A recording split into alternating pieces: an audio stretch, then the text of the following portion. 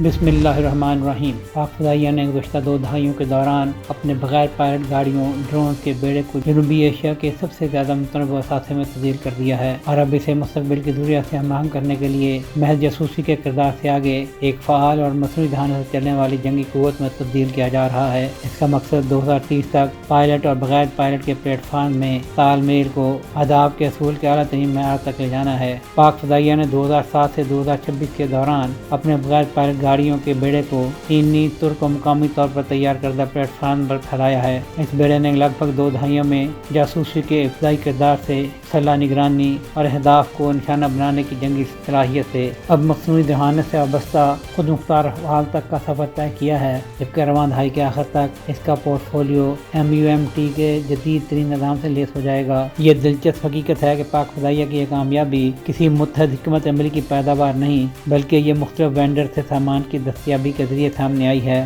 یورپی plate forms نے ابتدائی آپریشنل پریکٹس قائم کی، پھر چین کی مدد سے بنائے گئے مسلح ڈرون نے نئے امکانات کو پیدا کیا۔ نسکام نے چین اور ترکیہ کی مدد سے روایتی فضائی طاقت کے عدم توازن کو دور کرنے کے لیے گہرائی تک جا کر حملوں کی صلاحیت کا حصول ممکن بنایا۔ آج PF مصنوعی ذہانت سے چلنے والے ڈرون تیار کر رہا ہے۔ شاپر 3 وہ ڈرون ہے جو J-10C اور J-17 بلاک 3 جیسے طیاروں کے ساتھ ونگ مین کا کام کرنے کے لیے ڈیزائن کیا گیا ہے۔ یہ نقطہ نظر OODA یعنی دیکھو، سوچو، فیصلہ کرو اور عمل کرو کو بہتر بنانے کے لیے مصنوعی ذہانت کو مربوط کرنے پر مرکوز ہے۔ پاک فضائیہ کا مستقبل کا بغیر پائلٹ گاڑیوں کا بیڑا دشمن کے فضائی دفاعی دباؤ SEAD کو زائل کرتے ہوئے خطرناک مشن کو انجام دینے کے لیے کم لاگت، قابل توسیع اور قابل توجہ بغیر پائلٹ کے IA سے لیس ڈرون پر زور دیتا ہے، اور اس کے لیے GIDS کے تیار کردہ رینجر اور نسکام کے شاپر 3 جیسے ذہین طویل فاصلے تک مار کرنے والے ڈرون بنائے جا رہے ہیں۔ تصویراتی شراکت داری اور مقامی پیداوار کے تنوع کو برقرار رکھنے کے لیے ترکیہ کے بیکار انچی جیسے اعلیٰ درجے کے پلیٹ فارمز کو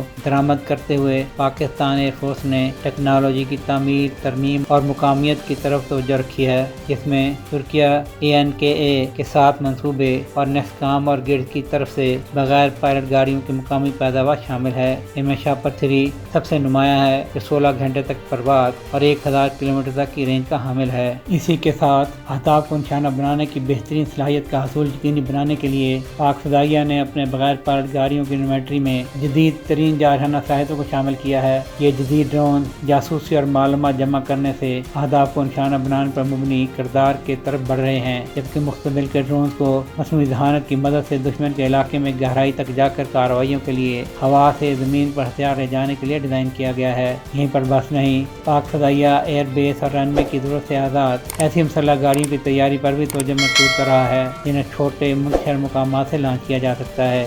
شہریار، پاک ترک نیوز۔